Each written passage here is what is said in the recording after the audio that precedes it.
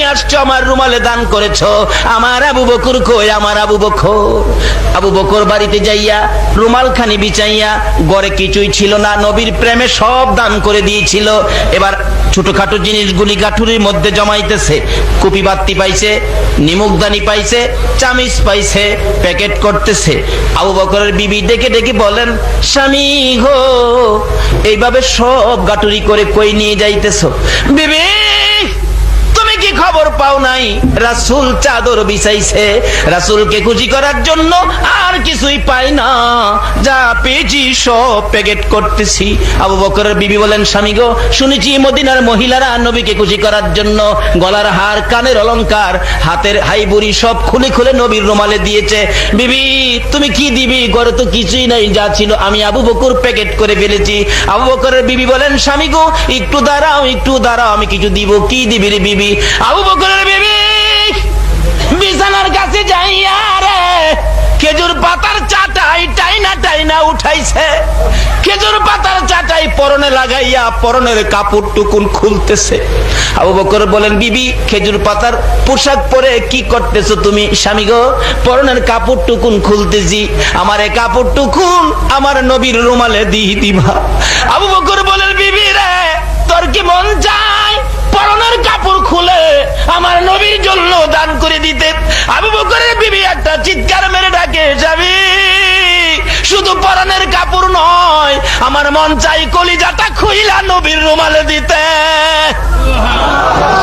এইটুকুন ভালোবাসা নিয়ে আবু বকরের বিবি পরনের কাপড় খুলে খেজুর পাতার পোশাক পরে কাপড় টুকুন দিলে প্যাকেট হয়ে গেল। আমার নবী বলেন, দেখি আমার আবু বকর আসতেছে। আবু বকর কাছাকাছি আসলে বলেন, আবু বকর, কি আনছো গাটুরি করে? গাটুরি খুলে দিলে একটা পুরান কাপড় যখন বাহির হলো, আমার নবী জিজ্ঞেস করলেন, আবু বকর রে, এত পুরান কাপড় কোত্থেকে আনছো? এমন সময় হযরতে জিবরাইল খেজুর পাতার পোশাক পরে গো আমার নবীর সামনে দাঁড়াইয়া সালাম দিছে। আমার নবী বলেন, জিবরাইল, তোমার জান্নাতি পোশাক কোথায়? খেজুর পাতার পোশাক কেন? জিবরাইল ডাকে, হুজুর, আবু বকর কই গো? আবু বকরের বিবি কই? আপনার মায়ায় আবু বকরের বিবি খেজুর পাতার পোশাক পরে যখন পরনের কাপড় খুলে দিয়েছে, এমনি সময় আমার আল্লাহ বলেন, ফেরেশতা জিবরাইল রে, তুই সহ আরশ বহনকারী ফেরেশতা সহ জান্নাতের হুরিরা সহ আবু বকরের বিবির ভালোবাসার পুরস্কার দিতে যাইয়া রে জিবরাইল, সবাইকে আজকে খেজুর পাতার পোশাক পরাইলা। আল্লাহু আকবার, ইয়া রাসূলুল্লাহ, ইয়া রাসূলুল্লাহ। বলতেছিলাম, এই নবীকে ভালোবাসুন, আল্লাহর সবকিছু আপনি পাবেন, জান্নাতে যাবেন। এই নবীর পক্ষে আসুন।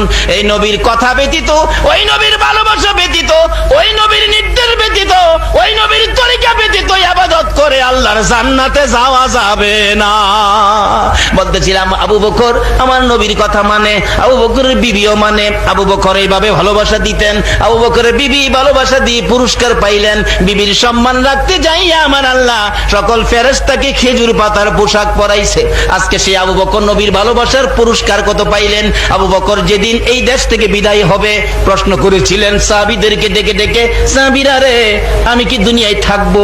সাহাবীরা বলেন, আবু বকর, কেউ তো থাকবে না, যেহেতু বলেছে কুল্লু নাফসিন যায়কাতুল মাউত, সকল প্রাণী মরবে। তোমরা একটা কাজ করো, আমি মরে গেলে আমি যে নবীকে ভালোবাসতাম, আমি যে নবীর কথা মতো চলতাম, আমি যে নবীর পক্ষে ছিলাম, তোমরা আমাকে পরীক্ষা করে দিও আমার ভালোবাসাটুকু নবী কবুল করেছে কিনা। কিভাবে পরীক্ষা করব? আমি মারা গেলে আমাকে গোসল দিয়ে কাফন পরাইয়া জানাজা শেষ করে নবীর রওজার পাশে রাইখা ডাক দিও, নবী গো, আপনার আবু বকর আপনার পায়ের নিচে হাজির, বলুন কোথায় দাফন করব? রে সঙ্গীরা, নবী যদি আমার ভালোবাসা কবুল করে থাকে, রওজার ভিতর থেকে আমার নবী কথা বলবে। আল্লাহু আকবার, আল্লাহু আকবার, ইয়া রাসূলুল্লাহ, ইয়া রাসূলুল্লাহ, জিন্দাবাদ, জিন্দাবাদ। বলুন, নবীজি রওজা পাক থেকে কথা বলতে পারে কিনা? আমাদের নবী হায়াতুন নবী, জিন্দা নবী রওজা পাকে আছে কিনা? খালি আছে না তো, 24টা ঘন্টাই নবী রওজায় শুয়ে শুয়ে আপনার আমার জন্য কাঁদতেছে। নবী যেদিন এই দেশ থেকে বিদায় হবে, আল্লাহ প্রস্তাব করেছিলেন, জিবরাইল আমার বন্ধুরে এই দেশে এই জমিনে বহু মার খেয়েছে, বহু রক্ত মুবারক জড়েছে, জমিন লাল করেছে, এই দেশে আমার বন্ধুকে আমি রাখতে চাই না, তুমি একটা খবর নিয়ে যাও, আমার বন্ধুর দেহ আমার আরশের ডাইন পাশে আমি দাফন করব। জিবরাইল বড় খুশি হইয়া আমার নবীর সামনে যাইয়া ডাকতেছেন, ইয়া রাসূলুল্লাহ আল্লাহর সালাম গ্রহণ করুন। আমি জিবরাইলের সালাম গ্রহণ করুন। হুজুর বড় খুশির খবর আপনার বরাবরে নিয়ে আসছি। কি খুশির খবর? হুজুর কোন নবী রাসূলের জন্য যেটা ফাঁস হয় নাই আপনার জন্য ফাঁস হয়েছে। কি খবর রে জিবরাইল? হুজুর গো, আপনার দেহ আল্লাহর আরশের ডাইন পাশে দাফন করবে, আপনি গ্রহণ করুন, কবুল করুন। আমার নবী কিছু কয় না, দুইটা চোখের পানি জর্জর করে ছাড়ে। হুজুর এত সুন্দর প্রস্তাব কেন গ্রহণ করলেন না? কেন কান্দেন আমি তো বুঝতে পারতেছি না। আমার নবী বলেন, জিবরাইল রে আমার দাফন আল্লাহর আরশের ডাইন পাশে হবে, আমি কেন কান্দি? খবর নিয়ে যা, আমার দাফন যদি আরশের ডাইন পাশে হয়, আমার গুনাহগার এতিম উম্মতের দাফন কই হবে রে?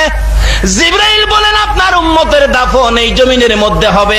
আমার নবীর কান্না আরো বেড়ে গেছে।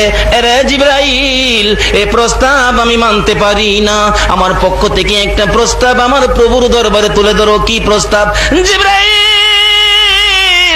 আমার গুনাহগার উম্মতেরা যেই জমিনে থাকবে রে জিবরাইল, আমি নবী আরশে যেতে চাই না, আমার উম্মতের পাশে সেই জমিনে শুয়ে থাকবো। আজকে উম্মতের মায়ায়, উম্মতের ব্যথা বুকে নিয়ে আমার নবী মদিনায় শুয়ে শুয়ে 24টা ঘন্টাই উম্মতি উম্মতি বলে রাসূল কাঁদতেছে। বলুন এই নবীর পক্ষে থাকা দরকার আছে কিনা? থাকলে লাভ হবে না লস হবে? আল্লাহ নিজে বলেছেন কোরআন শরীফে, অমাইয়ুতির রাসূলা ফাকাদ আতা আল্লাহ। তোমরা যদি জান্নাতে যেতে চাও এ নবীর কথাগুলি মানো। এ নবীর কথা মানলেই হবে। আমি আল্লাহর কথা মানা কেন? নবী জীবনে নিজে বানায়া কোনো কথাই বলতেন না। আমি যা বলাইছি নবী ঠিক তাই বলছে। কাজী বেহেশতে যাইতে গেলে ইবাদত করতে হবে নবীর কথা মতো। বলুন কার কথা মতো? বলতেছিলাম আবু বকর নবীর কথা মতো ইবাদত করেছেন, নবীকে ভালোবাসা দিয়েছেন, নবীর কথার বাইরে কোনো কাজ করে নাই। ডাকতেছে, তোমরা প্রমাণ করে দিও। আবু বকরের লাশ গোসল দিয়ে, মৃত্যুর পরে গোসল দিয়ে কাফন পরাইয়া জানাজা শেষ করে নবীজির রওজার পাও মুবারকের পাশে রেখে হযরতে আলী রাদিয়াল্লাহু তাআলা আনহু ডাকতেছে, হুজুর আপনার গোলাম আবু বকর আপনার পায়ের নিচে হাজির। আল্লাহর বন্ধু বলে দেন না কোথায় দাফন করব? কোনো শব্দ নাই। আবার বলতেছেন, আল্লাহর নবী গো, আপনার হিজরতের সাথী, গুহার সাথী, রাতের সাথী, দিনের সাথী আবু বকর আপনার পায়ের নিচে হাজির, বলুন কোথায় দাফন করব? কোনো জবাব নাই। তিনবারের মাথায় হযরতে আলী রাদিয়াল্লাহু তাআলা আনহু নিজেও কাঁদতেছেন, আল্লাহর নবী গো, আবু বকর এত ভালোবাসতো আপনাকে, আবু বকরের বেলায় যদি কথা না বলেন আমি আলীর বেলায় জানি কি হয়। এমন সময় হাজার হাজার সাহাবীরা নবীর রওজার চারপাশে ছিল। এমনি সময় দেখে রওজা মুবারক থরথর করে কাঁপতেছে। আল্লাহু আকবার। ভিতর থেকে রে এত সুন্দর কণ্ঠে আমার নবী মায়ার সুরে ডাকতেছেন, আলী আলী রে, কই রে আমার আবু বকর? দে আমার আবু বকরকে আমার ডাইন পাশে দাফন করে দে। নবীর কথা মাইনা আবু বকরের ভাগ্য ভালো হলো না খারাপ হলো? মদিনায় যায় দেখবেন আমার নবীর পাশে জান্নাতের বাগানে আবু বকর ঘুমায়া রইছে। নবীর কথা মানবে যারা হবে জান্নাতি। বলুন নবীর কথা মানবে যারা হবে জান্নাতি। না মানিয়া আবু জাহেল হইল দুঝুকি, না মানিয়া আবু জাহেল। নবীর কথা মানলে জান্নাতি হইবেন না জাহান্নামী হইবেন? নবীর কথা মানলে লাভ হবে না লস হবে? কি লাভ হবে? বাস্তবে আসুন। নবীজির এক সাহাবী ছিলেন, চেহারাটা খুব কালো, মদিনার ঘটনা। আমাদের মধ্যে কালো মানুষ আছে না? আল্লাহ যে বলছে নবীর কথা মানো, মানলে কি হয় বাস্তবে দেখেন। নবীজি একদিন, কালোর আরবি হলো আসওয়াদ, নবীজি ডাকতেছেন, আসওয়াদ এদিকে আসো। হুজুর কেন ডাকছেন? নবীজি গায়, আসওয়াদ তুমি কি বিয়ে করছো? আসওয়াদকে, হুজুর আমি বিয়ে করলে আপনি জানবেন না। কয় তুমি বিয়ে করবে? আসওয়াদকে, হুজুর বিয়ে কি করব, আমি যেই কালার কালা, আমারে তো হুজুর কেউ পছন্দ করে না। রাসূল কয়, আরে তুমি বিয়ে করবি নি? হুজুর মন তো চায়, কিন্তু আমাদের কি পছন্দ করে না হুজুর।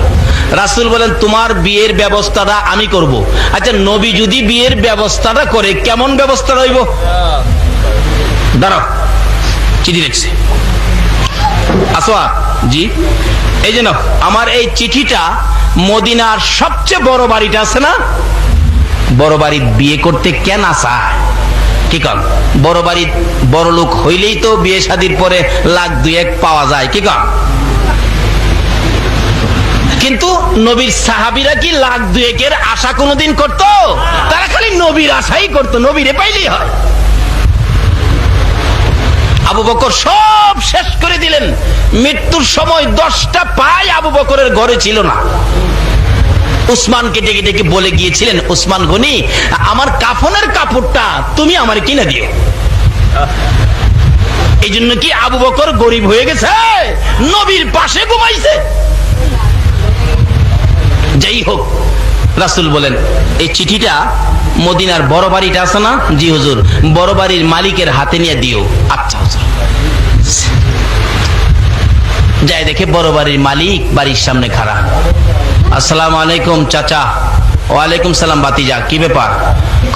নবীজি একখান চিঠি পাঠাইছে আপনার কাছে। আচ্ছা, নবীর কথা যারা মানে নবীর চিঠির ইজ্জত করবেনি। বসা ছিল ওইটা দাঁড়ায় গেছে, নবী চিঠি পাঠাইছে, দাও দাও।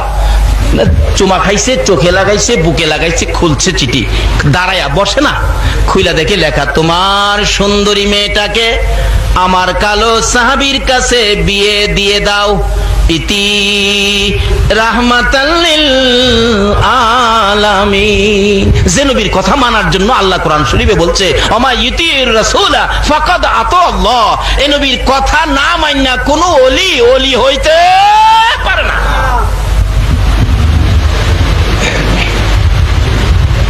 বাড়িওয়ালা বড়লোক মানুষ তো, দেখে খুব আফসোস করতেছে, হায় হায় নবীজি পাঠাইছে, কোরআন শরীফে তো বলছে নবীর কথা মানতে, আমার তো নবীর কথা মানতে হবে। কিন্তু কিতাবে আসছে মেয়েটা তার এত সুন্দর ছিল, মদিনাতে এরকম সুন্দরী মেয়ে আর ছিল না। কিতাবে আসছে, যাকে কিতাবে লেখছে হুরে মদিনা, মদিনার হুর কইয়া ডাকতো মানছে তার, এত সুন্দর ছিল মেয়েটা। ভাবতেছে, মেয়ের বাবা ভাবতেছেন, আমি না রাজি হইলাম নবীর কথা মানতে যায়, অনেক যে কালো ছেলে লেখছে, মেয়েটা তো সুন্দর, মেয়েটা যদি না মানে আমি কি করব, হাই হাই কি বিপদে পড়লাম, কি করি। আচ্ছা যাক, রাসূল পাঠাইছে, দেখি ছেলেটা কেমন কালো, একটু দেখালই। চোখটা ঘুরাইয়া ছেলের দিকে চাইছে, চায়া দেখে একবারে জাহাজ মার্কা। বাকিটা আর কইলাম না আর কি। আমি হজ করতে যাইয়া তালাশ করছি হাদিস অনুযায়ী এই কালো মানুষ আছে কিনা। এখনো মদিনাতে এমন কালো মানুষ আছে, বাতি নিবাইয়া দিলে হেরে খুঁজা পাইতেন না।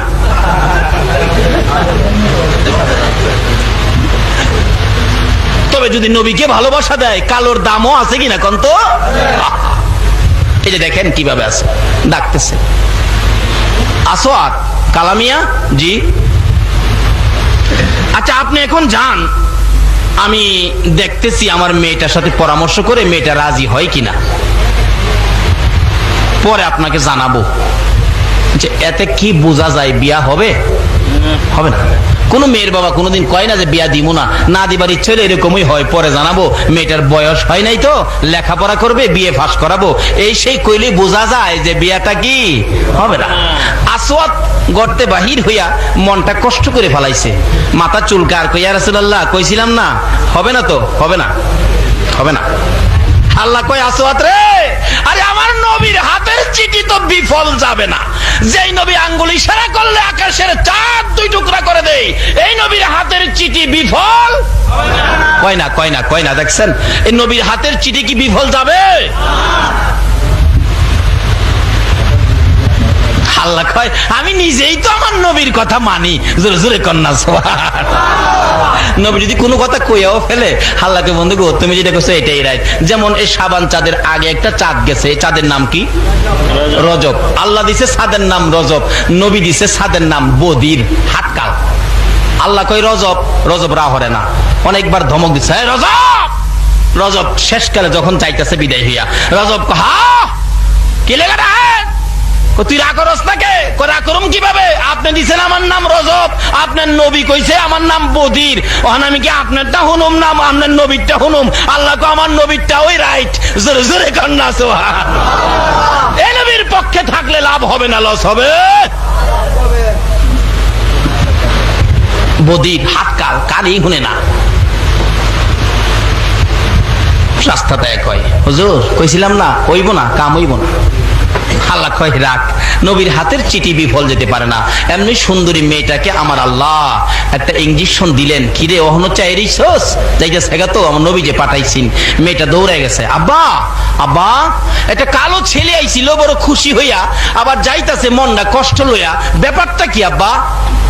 বাবা ডাকতেছে, মা এদিকে আসো, নবী চিঠি পাঠাইছে, তোমার বিয়ের প্রস্তাব এই ছেলের জন্য রাসূল পাঠাইছে। মেয়েটা একটা চিৎকার মারছে, বাবা গো কি কথা বলতেছেন? হ এই যে দেখো চিঠি। মেয়েটা চিঠি হাতে লইয়া চুমু খাইয়া চোখে লাগাইয়া বুকের মধ্যে চাপায়া ধরে ডাকতেছে, বাবা গো তাহলে বুঝা যায় গো বাবা, রাসূল যখন আমার জন্য চিঠি পাঠাইছে, আমার চেয়ে দামি মহিলা বুঝি মদিনার জমিনে আর না। বাবা আপনি কি বলেছেন? আমার ভাগ্য এত ভালো, নবী আমার জন্য চিঠি লিখছে। চিঠিটা চুমা খাইতেছে, বুকে লাগাইতেছে। বাবা আপনি কি বলেছেন? আমি বলেছি তুমি তো বড় সুন্দরী মেয়ে, ছেলেটা দেখা যায় খুব কালো, তুমি পছন্দ করো কিনা সেই জন্য সময় রাখছি। মেয়েটা চোখের পানি ছেড়ে ছেড়ে কান্দে, বাবা গো এত নিষ্ঠুর কেমনে হইলা গো বাবা, যেখানে নবী চিঠি লিখছে আমি কালো আর সুন্দর বুঝি না, নবীর কথা মানতে যাইয়া আমি সুন্দরী মেয়ে কালোর কাছে বিয়ে বসতে রাজি হয়ে গেলাম। মেয়েটা কার কথা মানলো? মহিলারাও নবীর কথা মানতো, যুবকেরাও নবীর কথা মানতো। ডাকতেছে, বাবা গো যেতে দিয়েন না, ডেকে নিয়ে আসেন, আমি রাজি হয়ে গেছি বাবা, আমি রাজি হয়ে গেছি। এবার বাড়ির সামনে গিয়া ডাকতেছে ওই মেয়ের বাবা, কালামিয়া আসেন। এই ডাকে কি বোঝা যায়? বিয়া হইবে নি? এই বিয়াটার দাওয়াত দিলে যাইবেন আপনারা? যাইবেন? রাজি না জমু? এত বড় লোকের বিয়া, এত বড় বিয়া, নবীর পছন্দের বিয়া, এটা কি আপনারা দাওয়াত দিলে যাইবেন না? কইলেন তো পরে কইলেন আর কি, খুশি হয়ে গেলেন না। আরে যাওন লাগবো না, দেখলাম আর কি আপনারা পক্ষে আছেন কিনা। এই আনুষ্ঠানিক ভাবে নবীর পছন্দের বিয়াটা যাইতে রাজি আছেন না আপনারা? আল্লাহ কবুল করো, সকলে বলো না আমিন। যাই হোক, বিয়া একখান আমার নবীরও হইব বেহেশতের ভিতরে। ওখানে যদি বিয়াত রাজি না হন, কারণ বাঙালি তো চালাক, নিজের বিয়াত বন্ধু বান্ধব আইছে, বন্ধুর বিয়াত হ্যাঁ যায় না, আসে না এরকম? খামাখা 500 টাকা খরচ করবো, 500 টাকা তো ফার্মের মুরগাইনা সারা বাড়ির মানুষ মিল্লা খাইলামু, তো হ্যাঁ বিয়াত যাইতাম না, আসে না এরকম? এগুলি ঠিক না। বিয়া শাদী যায়েন বন্ধু বান্ধবের বিয়াত। বেহেশতের মধ্যে আমার নবীজির সাথে 3টা মেয়ের বিয়ে হবে, বেহেশতের ভিতরে 3টা মেয়ের সাথে নবীজির বিয়ে হবে। আজকে যারা নবীর পক্ষে আছেন, ওলিদের পক্ষে আছেন, ওই দিন ওই নবীর সাথে আপনারা হবেন যাত্রী। 3টা মেয়ের সাথে নবীর বিয়া, জামাই হবে নবী, আপনারা হবেন যাত্রী, সাথের যাত্রী। আচ্ছা কোন তো সেদিন সমাদর ইজ্জত এবং খাউন দাউনটা কেমন হইতে পারে? বাবারে কি কমু, সেদিন খাউন আলু টালু দিলে তো ফেরেশতারা নাক ফাড়াই লাইবেন। সেদিন আপনারা আলু দিছস কে, কার লগে আইছি টের পাইছস না, ফাড়াই এলামু। বলে হুজুর আমরা নবী কি বেহেশতে জামাই হইব? হ্যাঁ হ্যাঁ জামাই হইব। 3টা মেয়ের সাথে বিয়া, জালালাইন শরীফের ঘটনা। প্রথম নম্বরে হবে ফেরাউনের বিবি আসিয়া, দ্বিতীয় নম্বরে হবে ঈসা নবীর মা মরিয়ম, তৃতীয় নম্বরে হবে মুসা নবীর বোন কুলসুম। 3টা মেয়ের সাথে নবীর বিবাহ হবে বেহেশতে। আর আজকে যারা বসে আছেন আপনারা হবেন ওই জামাইয়ের লগের যাত্রী। কোন তো অনুষ্ঠানটা কেমন হইব? আল্লাহু আকবার। এখন বুঝে আসবে না, ওই দিন দেখবেন কেমন যে অনুষ্ঠান হয়। যাই হোক, বলতেছিলাম আমার নবীর পছন্দের বিয়া, আপনারা যদি দাওয়াত পাইতেন, অহন্তর এটা নাই, যদি দাওয়াত পাইতেন যাইতেন তো আপনারা? আল্লাহ এই বিয়া যাইলে যে মর্যাদা দিতা, এই মর্যাদা তুমি আমাদের সকলকে দান করে দাও, সকলে বলুন আমিন। মেয়েটা বলতেছে আব্বা তাড়াতাড়ি ডাক দেন, নবী শুনলে কষ্ট পাবে। এটা মহিলা হইয়া নবীকে কষ্ট দিতে রাজি না, ডাকতেছে আসওয়াদ আসেন আসেন। সামনে আইসা সালাম দিছে, আসসালামু আলাইকুম। ওইটা জামায়ানা সালাম আছেন একটা, দেখছেন না বিয়ার দিন বিয়া শাদী শেষ হইলে জামাইরে কয় সালাম দেন সালাম দেন, জামাই উঠতেই পারে না, তিনজনে টাইনা তুলে, হ্যাঁ যেমন উঠতেই পারে না, হ্যাঁ তিনজনে টাইনা তুলছে, পরে হাত আর একজন আলগি দিছে, সালাম আলাইকুম। দেখছেন না এরকম একটা আড়ায়াত লম্বা সালাম আছে না। আসওয়াদ সামনে দাঁড়াইয়া সালাম দিলেন, নবীর তরিকা আদায় করলেন, আসসালামু আলাইকুম। এখন জামায়ানা সালাম, শ্বশুর তো বাবা আমার মেয়ে তো রাজি হইছে, আপনার বিয়ে হবে তাই নাকি, পাঞ্জাবি টাইনা টাইট ফিট করতেছে, জামাই সাজতেছে, ডাকতেছে রাজি হইছে বাবু, হ্যাঁ ঠিক আছে। একটা কাজ করো, কি বিয়ে হইতে গেলে তো মহারানার টাকা দিতে হবে, মহারানার টাকা আনছো? যুবকটা কালা সাহাবী বলতেছেন আমার কাছে তো টাকা টুকা নাই, তো মহারানা দিতে হবে না? মেয়েটা ডাকতেছে আব্বু এদিকে আসেন, নবীর আদরের সাহাবী যখন গরিব হয়তো টাকা পয়সা মনে নাই, আব্বা একটা কাজ করেন, নবী যখন পাঠাইছে মহারানার জন্য তারই ফেরত দিয়েন না, আপনারা ধনী মানুষ, হ্যাঁ ধনী, কি করবে দেখো, আপনারা ধনী মানুষ, কিছু টাকা এই গরিবকে সাহায্য করেন, মেয়ে হইয়া পরামর্শ দেয়, আল্লাহ খুশি হবে, রাসূল খুশি হবে। আচ্ছা আচ্ছা মা ঠিক আছে, কিছু টাকা দিলেন মহারানার জন্য। আবার বলতেছে আসওয়াদ আমি তো ধনী মানুষের মেয়ে, আমার ভালো ভালো কাপড় পরাইতাম, আজকে বিয়ে হইলে একটা নতুন কাপড়ের দরকার, একটা নতুন কাপড় কি তুমি দিতে পারবে? আসওয়াদ পকেটের মাঝে চেক কইরা চাচা এমটি পকেট, খালি 10 পায়ও নাই। দিবেন কিনা কন, কাপড় টাপড় দিতে পারবো না, দিবেন কিনা কন, না দিলে আমি যামুগা। মেয়েটা কো আব্বা তার যাইতে দিয়েন না, নবী কষ্ট পাবে, নবী পাঠাইছে, একটা কাপড়ের টাকাও দেন। কেমন মেয়ে দেখেন, বাবারে পরামর্শ দেয়, নবীরে খুশি করবে, দেন একটা কাপড়ের টাকা দেন। কিতাব বলেন একটা কাপড়ের টাকাও দেওয়া হলো আসওয়াদের হাতে। মহারানার টাকা লইয়া, কাপড়ের টাকা লইয়া আসওয়াদ দৌড়ায় যায় মদিনার মার্কেটে, কাপড়ের দোকানে ঢুকলেন, কাপড় কোনটা নিবেন, কোনটা নিবেন দেখেন, কোনটা নিবেন কোনটা না। আমার নবী বলেছে বিবির জন্য কাপড় কিনো, সুন্দর কাপড় কিনো, ভালো কাপড় কিনো, তোমার বিবি যেন খুশি হয়।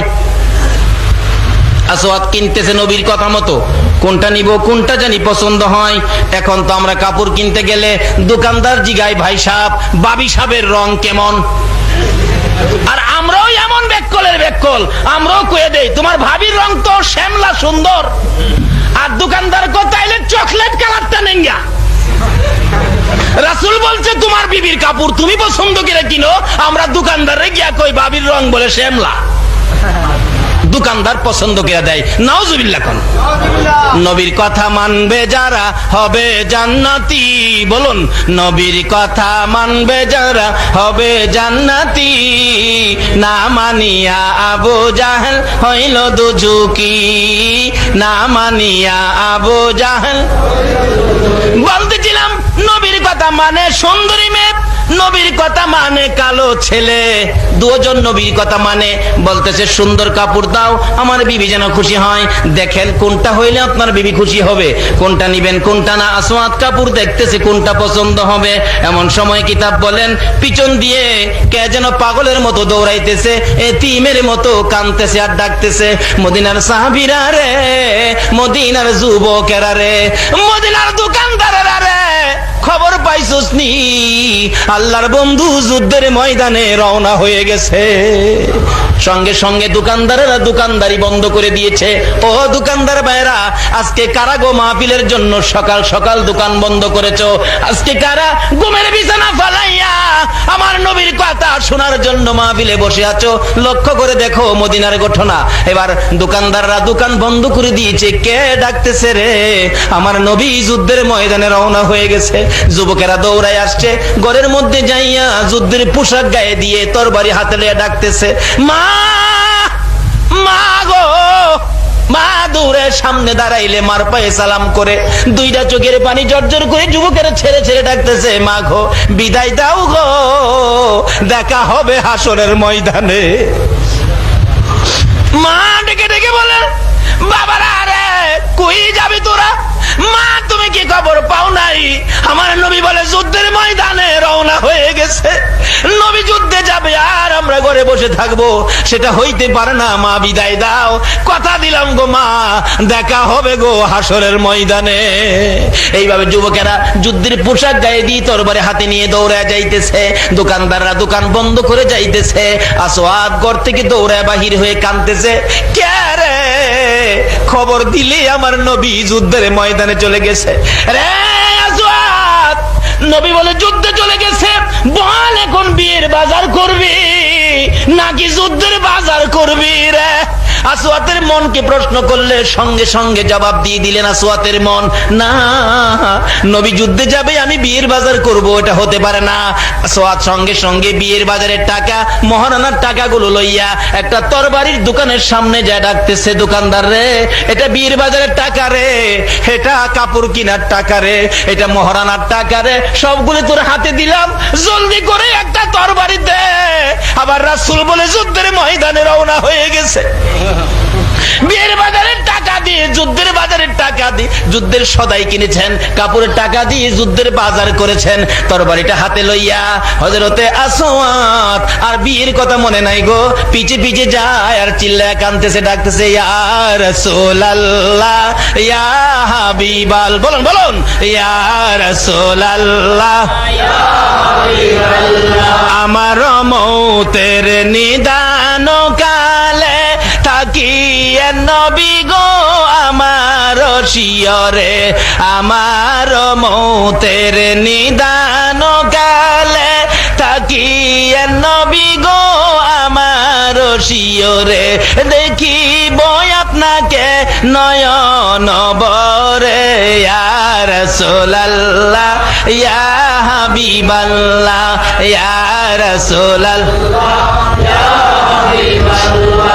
অন্ধকার কবরে যখন দিবে আমারে থাকিয়ে নবী গো আমার শিয়রে, সালাম করিব কদম ধরে, ইয়া রাসূলুল্লাহ, ইয়া হাবিবাল্লাহ, ইয়া রাসূলুল্লাহ, ইয়া হাবিবাল্লাহ। কিতাব বলেন এইভাবে চোখের পানি ছেড়েছে আমার নবীর নামের তাসবিহ জপতে জপতে বিয়ের বাজারের টাকা দিয়ে যুদ্ধের বাজার তরবারি লইয়া যুদ্ধের ময়দানে হাজির হইয়া যায়।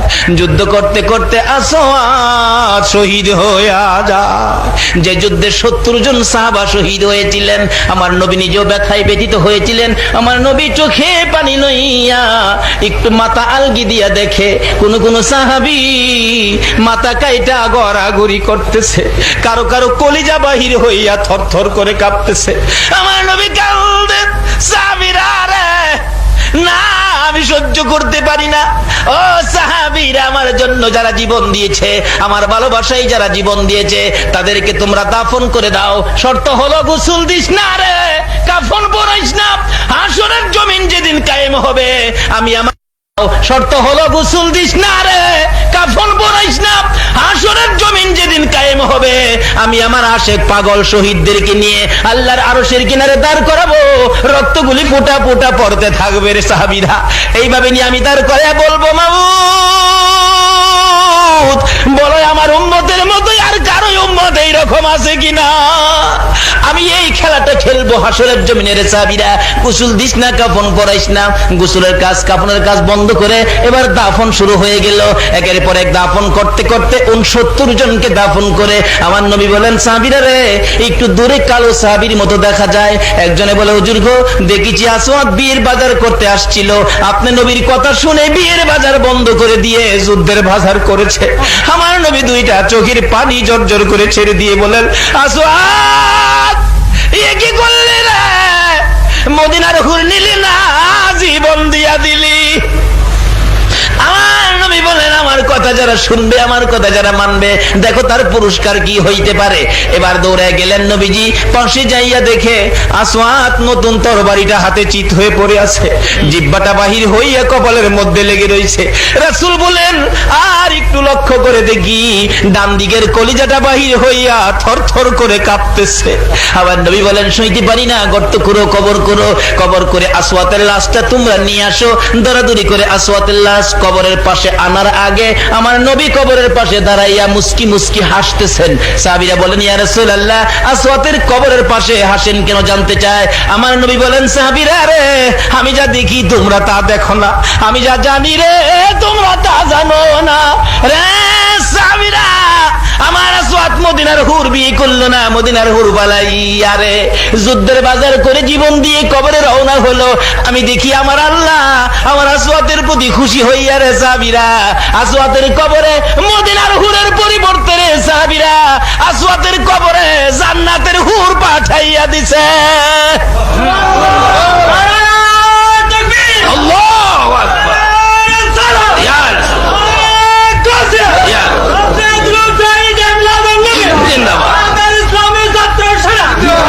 বলতেছিলাম, এ নবীর কথা মাইনা কালো সাহাবীর লাভ হলো না লস হলো?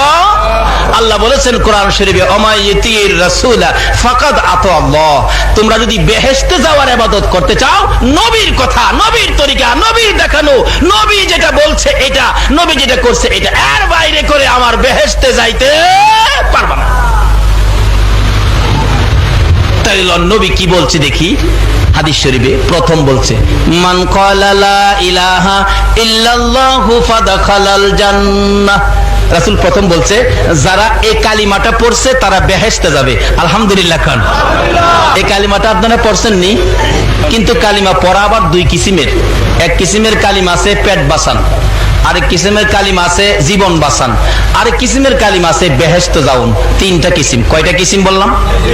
জীবন বাঁচান হইলো সংগ্রামের সময় হিন্দু ভদ্রলোকরাও কালিমা শিখছে, কারণ পাঞ্জাবিরা আইসা, পাকিস্তানি সোলজাররা আইসাই জিজ্ঞেস করতেন, তো মুসলমান? হ্যাঁ, আমি তো মুসলমান। হ্যাঁ, তো কালিমা বাতাও। খালি যদি কালিমাটা কইতাছে এমনি ছেড়ে দিছে, আর কিছু করছে না। তো হিন্দু ভদ্রলোকরাও কালিমা শিখছে, কালিমার কথা জিগাইলেই কালিমা কয়ে নিচ্ছে, ছেড়ে দিচ্ছে। তাহলে বোঝা গেল হিন্দু ভাইয়েরা কালিমা শিখছে, বলুন তো কিসের জন্য? জীবন বাঁচাইতো। আরেক কিসিমের কালিমল আছে, বাড়ি বাড়ি ঘুরে দেখবেন আর বাড়ির কাছে গিয়ে ডাক মারে, লা ইলাহা ইল্লাল্লাহু মুহাম্মাদুর রাসূলুল্লাহ, দিবেন গো মায়া দুইলা ভিক্ষা। শুনছেন না?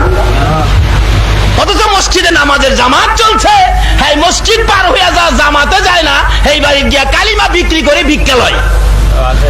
পেট বাসা, কালিমা দিয়া কি বাসা? আর হেরা জীবন বাসা, হ্যাঁ পেট বাসা। আরেক কিসিমের কালিমাওয়ালা হলেন আপনারা। রাসূল বলছে, মান ক্বালা লা ইলাহা ইল্লাল্লাহু ফাদাখালাল জান্নাহ। এই কালিমা যারা পড়ছে তারা বেহেশতে প্রবেশ করবে। এই কালিমাটা হলো বেহেশতের টিকেট, এটা বেহেশতের গেট লজ্জারির টিকেট। নবী বলছে, এই কালিমা যারা পড়ছে তারা বেহেশতে যাবে। কেন? এই কালিমাটা লইয়া নবী বড় কষ্ট করেছে। কি বলেন, নবী কষ্ট করে নাই? তাই কাজী নবীর কথা মানেন, এই কালিমাটা সাথে রাখেন। কেন মানবেন না? আল্লাহু আকবার। উহুদের জমিনের ইতিহাস খুলুন। আমি হজ করতে গেলে উহুদের জমিনের কথা, মদিনাতে গেলেই মদিনার সীমানায় যখন গাড়িটা ঢুকে বারবার মুআল্লিম সাহেবকে, সকল হাজিরা, আপনারাও গেলে মন চাইবে জিজ্ঞেস করতে, খালি জিজ্ঞেস করে, মুআল্লিম সাহেব নবীজির রওজাটা আর কতটুক দূরে? নবীজির রওজাটা আর কতটুক দূরে? রাখেন রাখেন, আমি বলবো। যেই খালি নবীর রওজার কাছাকাছি গাড়িটা আসে, আঙ্গুল ইশারা করে দেখাইতেছে, ওই যে দেখেন, তাকায়া দেখেন, নবীজির সবুজ রঙের গম্বুজটা দেখা যায়। আল্লাহর কসম, এই গম্বুজের দিকে তাকাইলে সমস্ত শরীর যে কি করে, যারা দেখেছে তারাই জানবে, আর কেউ বুঝবে না। সকল হাজী সাহেবরা কাঁদতে শুরু করে আর ইয়া রাসূলুল্লাহ, ইয়া রাসূলুল্লাহ বলে চিৎকার শুরু করে। যাই হোক, মন জুড়ায় রোজা পাকের কাছে গেলে। এরপরে আরেকটা অশান্তি মনে থাকে, হায়রে উহুদের জমিনটা যদি দেখতাম। আমি মুআল্লিম সাহেবকে, আমার বাসা ছিল তিনতলা, তিনতলার ছাদের উপর উঠে বারবার জিজ্ঞাইতাম, মুআল্লিম সাহেব উহুদের জমিনটা কোনটা? মুআল্লিম বলেন, ওই যে দেখা যায় এটাই উহুদের পাহাড়, এর নিচেই তো উহুদের যুদ্ধের ময়দানটা। আমি বলতাম আমারে তো দেখাইবেন, তাড়াতাড়ি দেখাইবেন আমারে। মোয়াল্লেম হুজুর সবাইরে একসাথে করে নিয়ে যাব। একসাথে করে নিয়ে গেলে যায় দেখি অনেক লোক একটা জায়গা ঘেরাও করে দাঁড়ায় দাঁড়ায় কাঁদতেছে।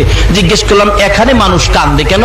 মোয়াল্লেম সাহেব বললেন হুজুর শুনেন নাই বাংলাদেশ থেকে নবীজির দুইটা দান মোবারক শহীদ? আমি হ্যাঁ, এই জায়গাটার মধ্যে নবীজিরে মারতে মারতে বেহুশ করেছে। আগের মতোই রয়ে গেছে।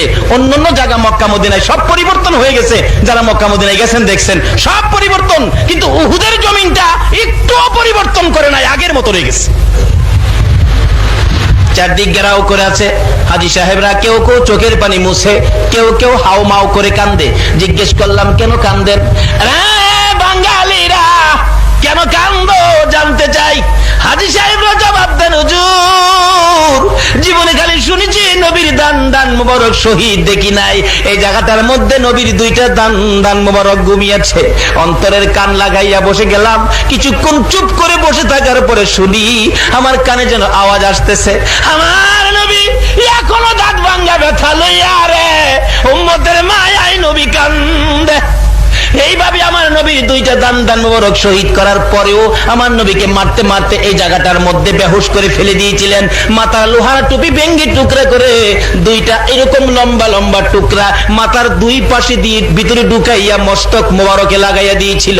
নবীজি বেহুশ হয়ে জমিনে পড়ে গেলে আরো মারতেছে, নবীজিকে জীবনের শেষ বিদায় করে দিবে। কেউ ছিল না পাশে। হযরতে জিবরাইল এইভাবে দুইটা হাত বাড়াইয়া আমার নবীরে কুলে উঠাইয়া টান দিয়ে সরাইয়া নিয়ে আসছে, আর যেন মারতে না পারে। উহুদ পাহাড়ের মাঝামাঝি, নিচ থেকে দেখা যাবে না, নিজের চোখে দেখে আসছি এমন একটা জায়গায় জিবরাইল আমার নবীকে কুলি করে নিয়ে ডাকতেছে, উহুদের পাহাড় পাথর রে, দেখ তোর আর কি মায়া লাগে না? যেই নবী না হইলে তোরা হইতে না, আমি হইতাম না, কুল কায়নাতের কিছু হতো না। এই নবীকে মারতে মারতে দেখ কি করেছে, বেহুশ করেছে। একটু বিছানার ব্যবস্থা করে দে, আল্লাহর বন্ধুকে শোয়াইয়া রাখি।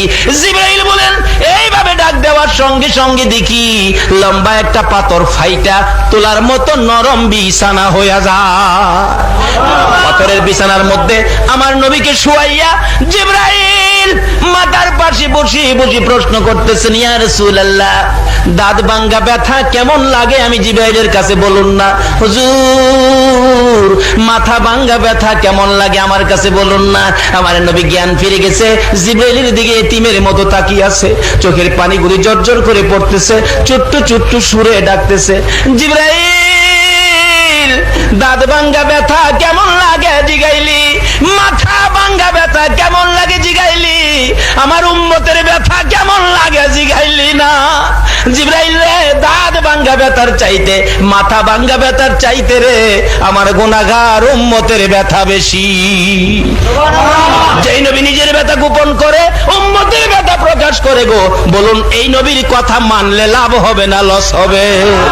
নবীর কথা মানবে যারা হবে জান্নাতি। বলুন নবীর কথা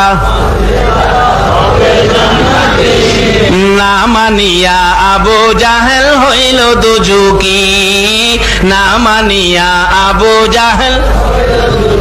এখন নবীর কথা মানবেন, আল্লাহ বলছে তো, নবী বলছেন মান ক্বালা লা ইলাহা ইল্লাল্লাহু ফাদাখালাল জান্নাহ। রাসূল বলছেন এই কালিমাটা বেহেশতের টিকেট, এই কালিমাটা যার কাছে আছে সে বেহেশতে যাবে। তাহলে টিকেট পাইলাম, আমরা বেহেশতে যাব, কিন্তু টিকেটটা কোন দিকে নিলেন? জীবন বাঁচাইতে নিলেন, নাকি পেট বাঁচাইতে নিলেন, না বেহেশতে যাইতে নিলেন? এবার এটা একটু লক্ষ্য করে টিকেটটা পরিষ্কার করুন। যদি টিকেট সুদ খায়া টিকেটের নাম্বার ক্যান্সেল করে থাকেন বেহেশতে যাইতে পারবেন না। ঘুষ খায়া থাকেন বন্ধ করুন, মানুষকে ঠগায়া থাকেন বন্ধ করুন। যদি বেনামাজি হয়ে থাকেন নামাজ পড়ুন, কারণ এই কালিমাটা লইয়া নামাজে অবশ্যই আসতে হবে। রাসূল দ্বিতীয় কথাই বলেছেন আসসালাতু মিফতাহুল জান্নাহ। এই টিকেটটা হইলো বেহেশতের টিকেট, আর নামাজটা হইলো বেহেশতের চাবি। সুবহানাল্লাহ। আল্লাহ যে বলছে বেহেশতে যাইতে গেলে নবীর কথা মানেন, দেখেন নবী কত সুন্দর করে সেটিং করে দিছে। কালিমাটা হলো বেহেশতের টিকেট, নামাজটা হইলো বেহেশতের। এখন চাবি আছে, টিকেটও আছে, অন বেহেশত কই? চাবি আছে, টিকিট আছে, বেহেশত কই? নবী গো বেহেশতটা কই? আমরা বইলা দেন না, আমরা বেহেশতে যাব। রাসূল বলবে, আল্লাহ বলছে নবীরে জিগাও না, নবী তো বলে দিবে। নবী বলছে আল জান্নাতু তাহতা আকদামিল উম্মাহাত, তোমার মায়ের পায়ের নিচে তোমার জান্নাত। বলুন কার পায়ের নিচে? আর একটু জোরে বলতে হবে। আহ, শেষ কথা, সব কথার শেষ কথা। বেহেশতের টিকিট আছে, বেহেশত নাই। বেহেশতের চাবি আছে, বেহেশত নাই। চাবি থাকতে পারে, টিকিট থাকতে পারে, বেহেশত পাবেন না যদি মা বাবার কলিজায় আঘাত দিয়ে থাকেন। বলুন কার কলিজায়? আরো জোরে কর। বেহেশতের টিকিট কালিমা, বেহেশতের চাবি নামাজ। বেহেশত কিন্তু মায়ের পায়ের নিচে। বলুন কার পায়ের নিচে? কোন মা? মা চিনছেননি? যে মার পেটে আমরা এরকম রাত্রে একদিন ছিলাম কিনা? 10 মাস 10 দিনের মধ্যে এরকম রাত্র আমরা মায়ের পেটে ছিলাম কিনা? মা আমাদেরকে পেটে নিয়ে যখন ঘুমাইতো, আমরা তো মাকে ঘুমাইতে দেই নাই, লাথি মারছি। মা চিত হয়েছিল, কাইত হয়ে গেছে, আবার লাথি মারছি। মা অসহ্য হয়ে আবার কাইত হয়ে গেছে, ডান দিক থেকে বাম দিক, বাম দিক থেকে ডান দিক, আবার লাথি মারছি। মা কারো কাছে কয় নাই, পাশেই তো বাবা শোয়া ছিল, কারো কাছে বলে নাই। জিহ্বাটা কামড়াইয়া সহ্য করেছে, মা দাঁড়াইয়া গেছে। এইভাবে লাথি খাইয়া খাইয়া মা জীবনে কত রাত না ঘুমায়া কাটাইছে। এই মারে কষ্ট দিও না। নামাজ রোজা হজ যাকাত মুফতি মুহাদ্দিস মুফাসসির মক্কা মদিনার ইমাম সাহেব হইয়াও আল্লাহর জান্নাতে জায়গা হবে না।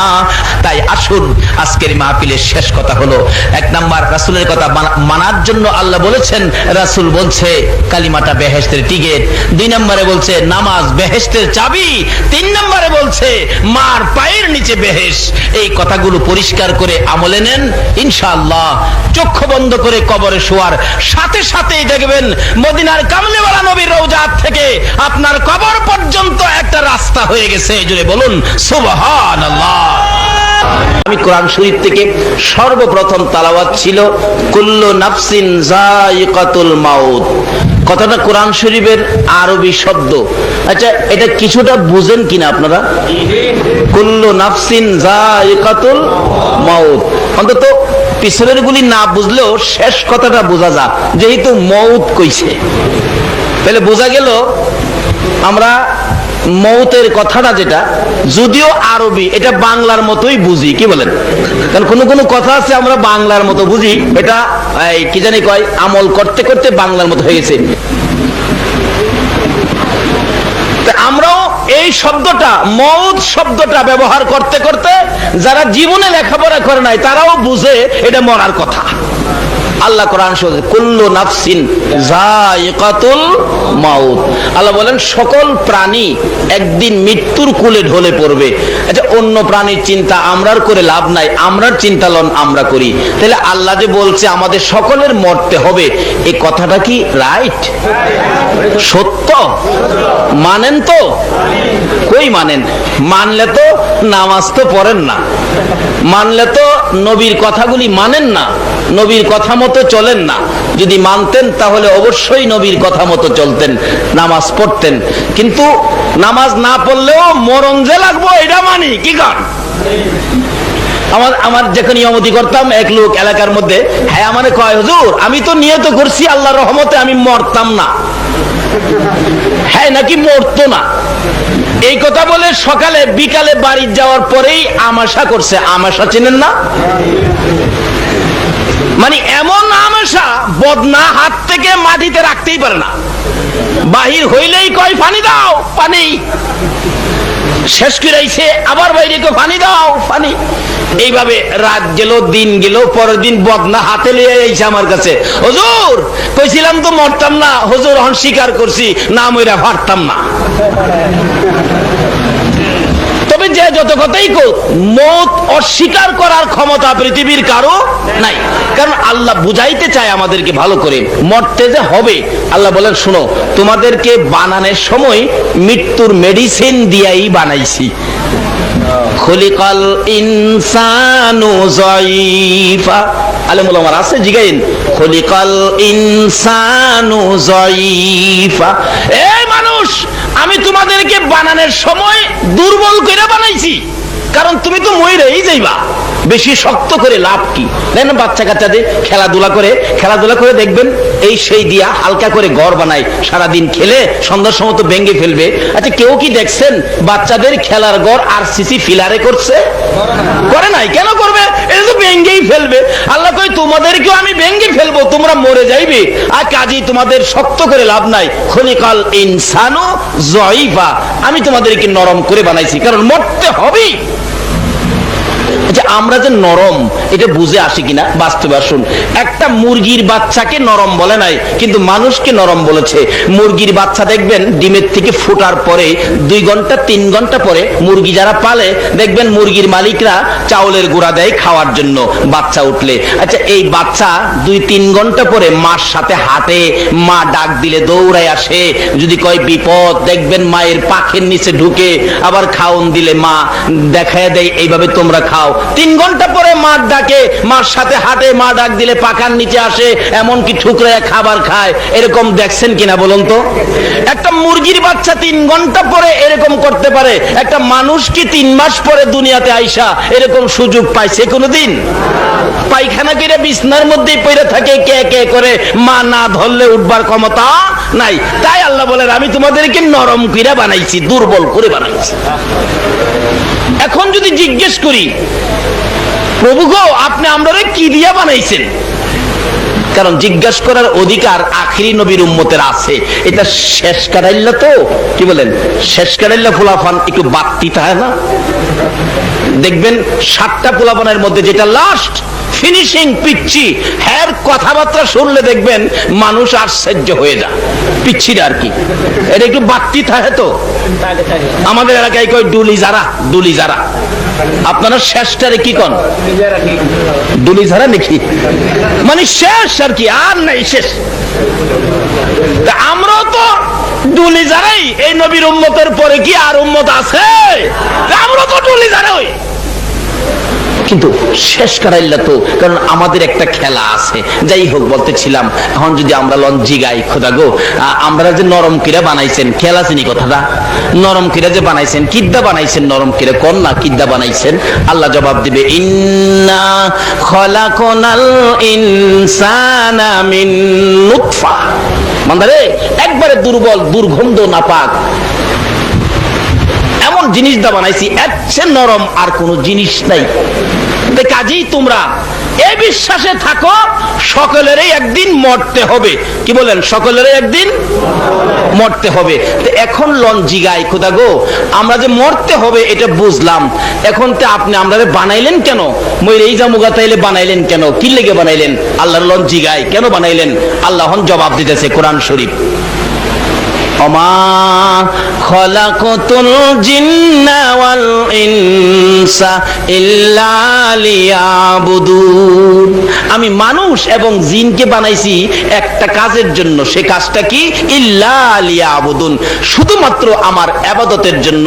আর সকল মাখলুকাত বানাইছি তোমাদের খেদমতের জন্য, আর শুধুমাত্র তোমরারে বানাইছি আমার ইবাদতের জন্য। এখন লঞ্জি গাই খোদা গো আমরা ইবাদত করলে আপনি আমরারে কি দিবেন? কি কোন? আমরা তো শেষ কাটাইলা বুঝা হইনা কাজ করুম, না বুঝা কাজ করতে রাজি না। পোলাপান দেখে নহন চালাক, ছোট ছোট পোলাপান, মা কইতাছে বাবা স্কুলে যাও না, যাবো না। বাবা কইতাছে আরে বাবা যাস না, কয় স্কুলে গেলে আমারে কি দিবেন? বাবা দেখেন কো বাবা 10টা টাকা দিমু, তাই স্কুলটা বাধা করিস না। পিচ্চি পোলাপান বাবার কাছ থেকে স্কুলে যাইবো, হ্যার লাভ 10 টাকা আদায় করছে। আমরা লঞ্জি গাই খোদা গো আমরা ইবাদত করলে আমরারে কি দিবেন? না কইলে আমরা ইবাদত যাইতাম না। কি কোন আপনারা? আদায় গিরে লই আমরা শেষ কাটাইলা না, আমরার পরে তো আর আদায় করুন না, নাই জানি তারি আমরাই নিমু আজকা। খোদা গো আমরা যদি ইবাদত করি আমরারে কি দিবেন? ওই কোরআন শরীফ আল্লাহ জবাব দিতেছে ফাদখুলি ফি ইবাদি ওয়াদখুলি জান্নাতি। বান্দারে 10টা টাকা নয়, আমার ইবাদতে যদি তোমরা ঢুকো 10টা পৃথিবীর সমান একটা জান্নাতে আমি তোমরারে ঢুকাবো। এখন কিভাবে ইবাদত করে জান্নাতে ঢুকবেন? আমাদের বাংলাদেশে কয়েক কিসিমের ইসলাম আছে কিনা কন, দলাদলি আছে কিনা কন। এখন কার কথাই ইবাদত করলে জান্নাতে যাইতে পারবেন, কোন পক্ষে ইবাদত করলে জান্নাতে যাইতে পারবেন, কার পক্ষে যাবেন, কার কথাই ইবাদত করবেন? আল্লাহর ওলিদের সাথে যোগাযোগ রাখুন যারা আল্লাহর কাছ থেকে জোর কইরা আদায় করতে পারে। গাউসে পাকের জীবনী খুলুন, এক বেচারা মহিলা মানুষ, তার কোনো ছেলে মেয়ে নাই, যায় বলতেছেন বাবা আপনি বলে বড় পীর আমার একটা ছেলে দিবেন। বড় পীর কই ছেলে তো আমি দিব না, ছেলে তো দিবে আল্লাহ। কই আল্লাহর কাছে কোন কো বহুত কইছি আল্লাহ দেয় না, ওখানে আপনি দিন।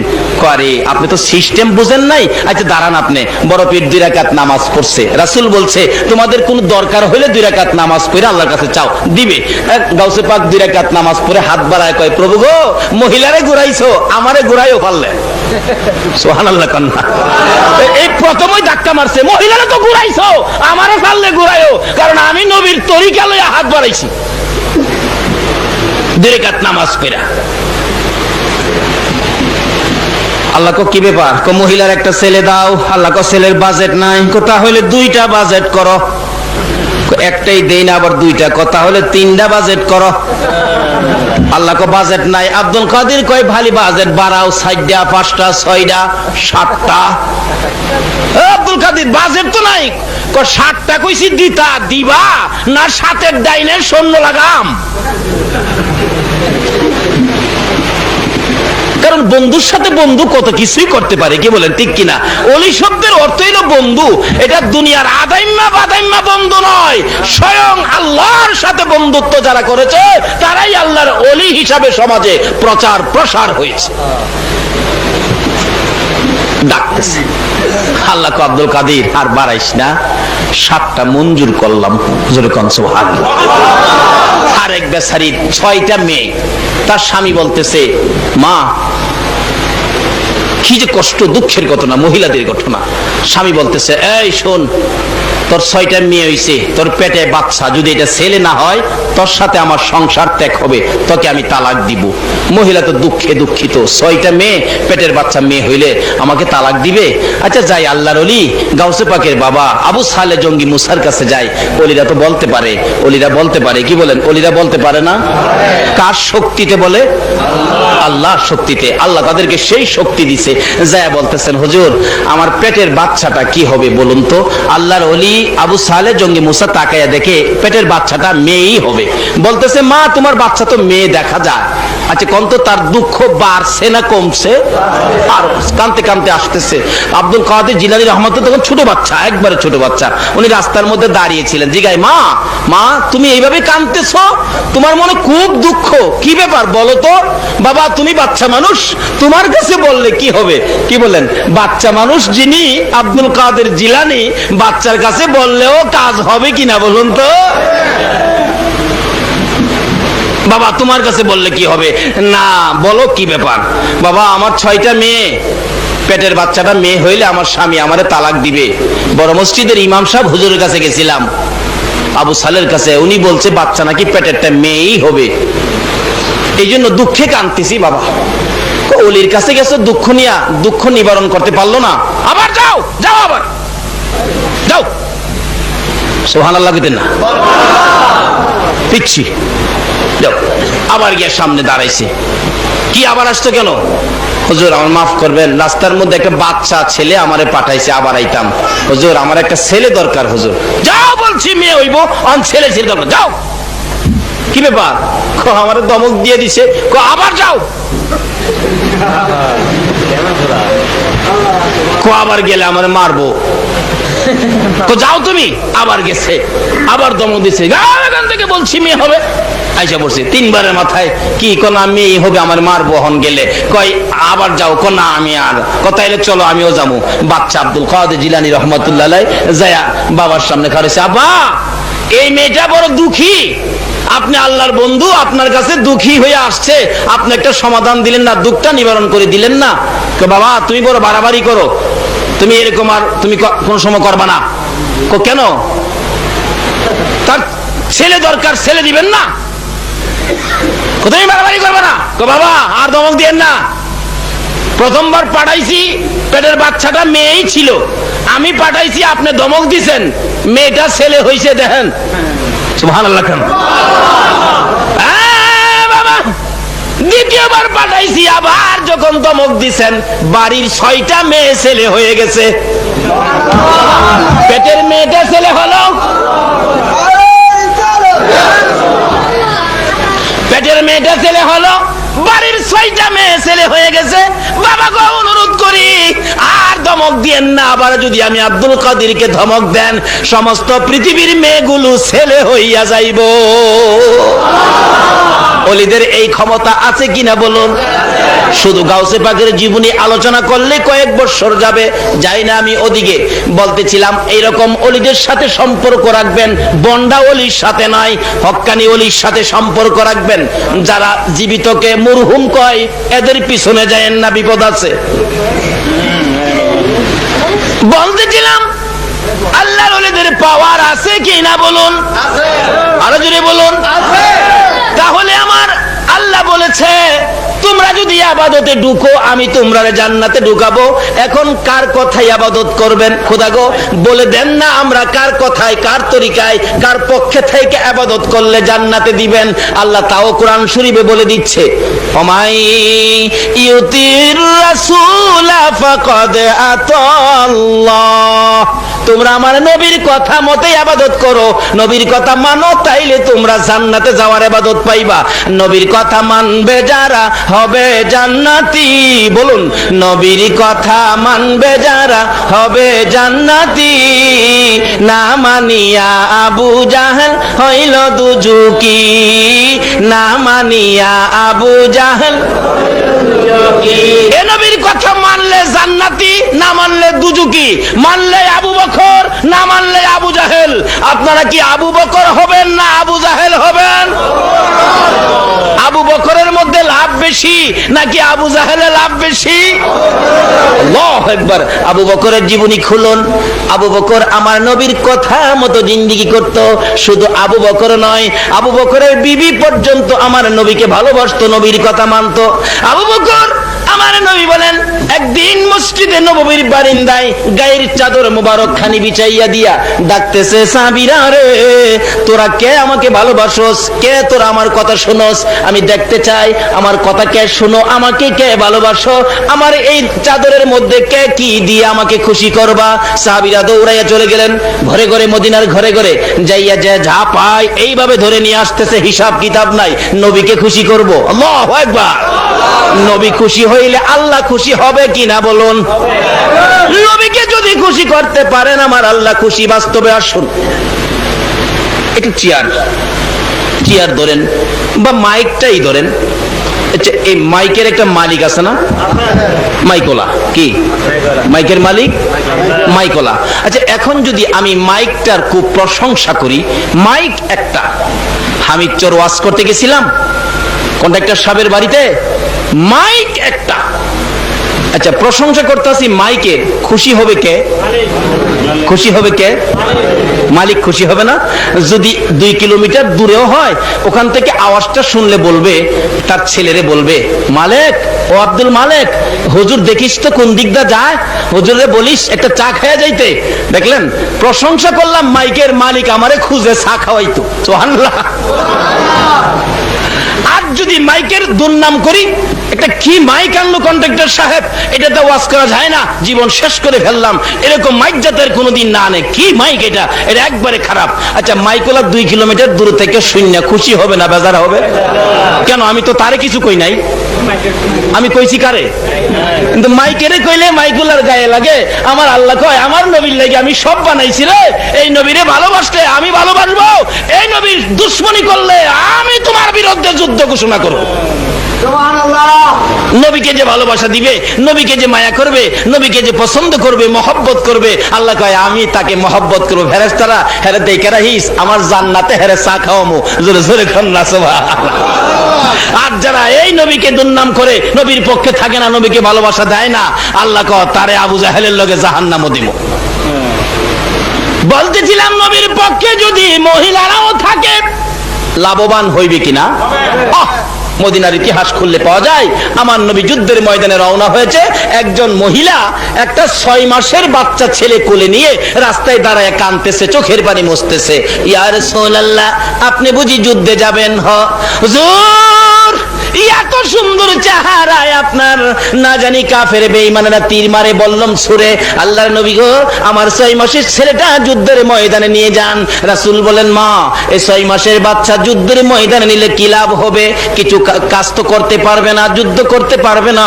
ওই মহিলাটা কান্দে আর বলে, হুজুর, আমি জানি তা পারবে না, তবে আমার মন যে মানে না, আপনার গায়ে নিয়ে আঘাত লাগে। হুজুর, মহিলারা যুদ্ধে যাওয়া নিষেধ হয়ে গেছে, আমিও তো যাইতে পারবো না, দয়া করে আমার 6 মাসের শিশু সন্তানটা যুদ্ধের ময়দানে নিয়ে যান।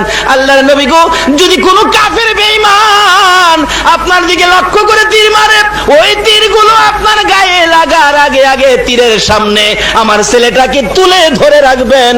তীরগুলি আমার ছেলের কলিজায় লাগুক, আমার কোনো দুঃখ নাই। রাব্বির হামহুমা কামা রাব্বায়ানি সগীরা।